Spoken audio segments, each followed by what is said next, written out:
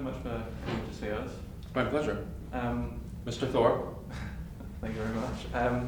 How's the tour been going so far, and how have you been responding to the new album? Well, I think people like it in general, but I mean, I don't hear as much. I don't hear as much, about the people who hate it because they just don't bother with it, But there's always people that don't like it, and lots of people that do like it. And do you prefer playing kind of gigs in venues or at festivals? What kind of thing do you prefer? Definitely venues. Okay. Festivals are a big clusterfuck, and although there are cool things that are possible at festivals that don't really happen anywhere else, just like all sorts of weird meetings, out and about in places that you would never imagine,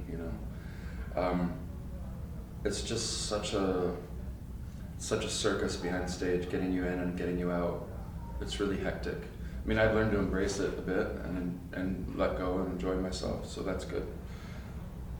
But I don't really want to go and wallow around in the mud or anything, unless it's at a spa. And then kind of moving on from way before, but in terms of where you record, I know you've just done something with the Royal Northern Symphonia as well, recording that EP. What was that like, especially with an album that's kind of so focused on largely on electronics and synths, that kind of thing? I mean, it's quite easy because you're dealing with professionals and they know what they're doing. The only thing that I don't like about it is that you hardly get any time to rehearse. I'm sort of a perfectionist and I would like to have a little more time, but I think it's good for me to just let go and do it. Because having more time doesn't always make for a better product anyway. And I don't know. You just have to sort of embrace the fact that you don't have much time, because they're busy people too, and orchestras, But it's cool working with them. I always feel a little intimidated, And speaking of opportunities, if somebody offered for you to do a film soundtrack, or perhaps gave you an idea to do a film yourself, what would you say to that? Would you be up for doing that kind of thing? I'd definitely be up for it, yeah. Depending on where I'm at that time. I mean, I've turned things down because I didn't have the mental wherewithal to deal with it at that time, or didn't think I didn't have the energy to deal with it, But it would have to be the right thing. I really would like to do I'd like to do a horror score, because I love horror movies and horror music, and so that's something that really, and especially John Carpenter stuff with synths, and that's something that really speaks to me. And I've always wanted to do that. And there's great stuff going on these days. The It Follows score by Disaster Piece is really, really beautiful. And this guy Rob did one. Goes by the artist name of Rob.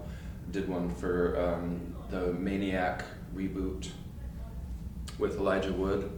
That is really, really beautiful as well. So there's lots of great stuff going on. And Roque Baños, a Spaniard, I believe, he does really amazing. He did the Evil Dead, the new version of the Evil Dead. He did that soundtrack, and it's really beautiful.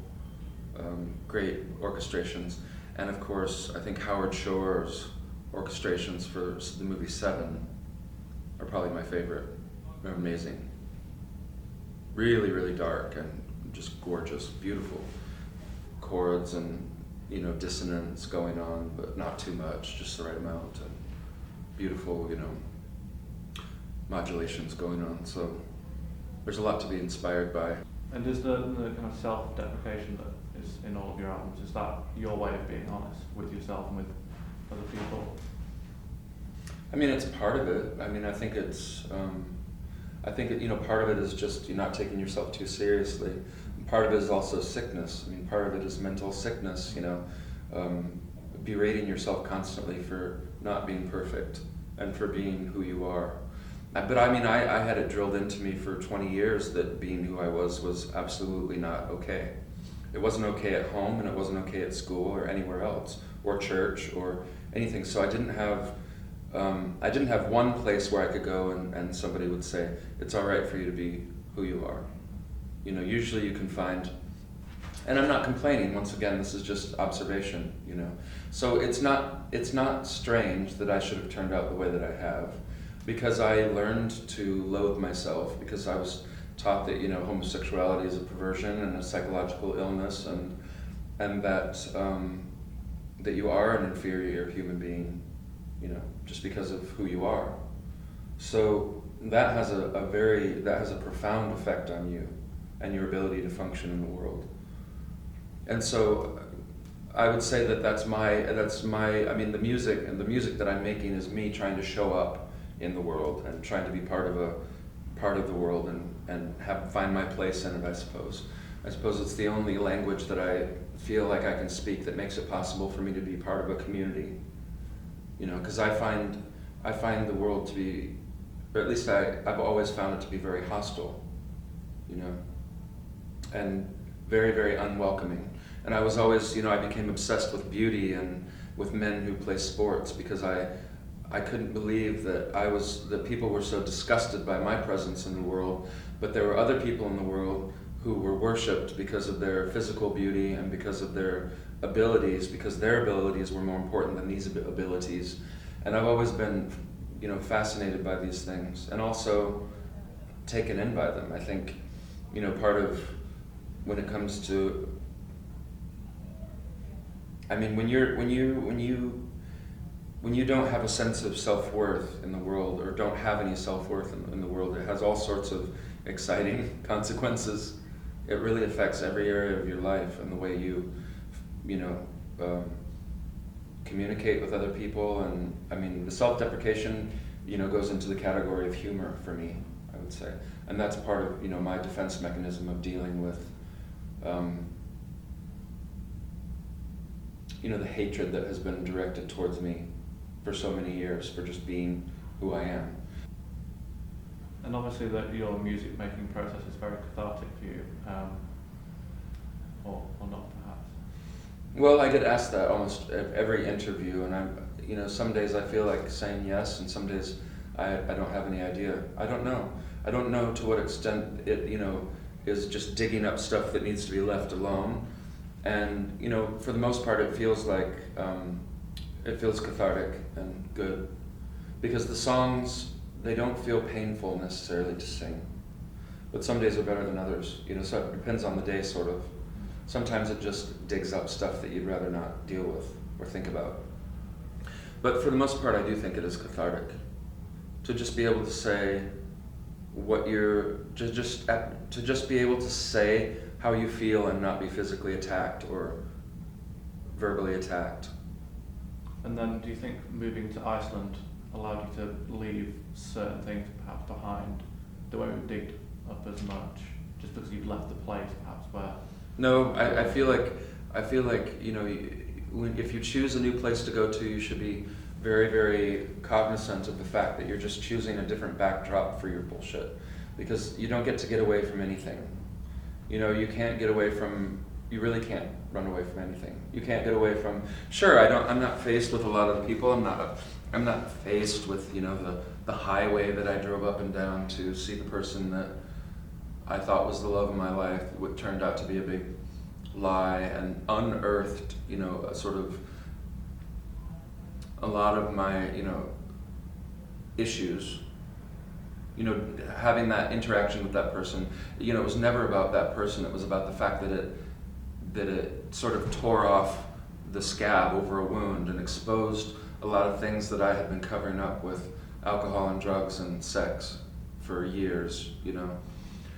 So in Iceland, of course, I don't see those landmarks, you know, where my mother died, or, you know, where I was hurt here, or where I was attacked there, because they're all mostly in Denver or in the surrounding areas.